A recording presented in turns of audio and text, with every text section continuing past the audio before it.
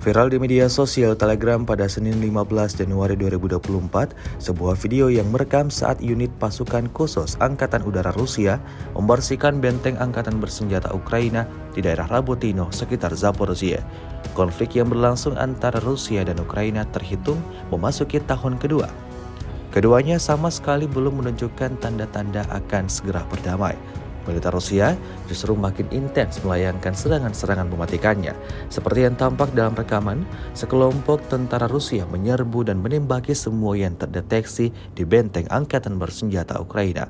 Insiden ini jelas menambah daftar kerugian panjang Angkatan Bersenjata Ukraina.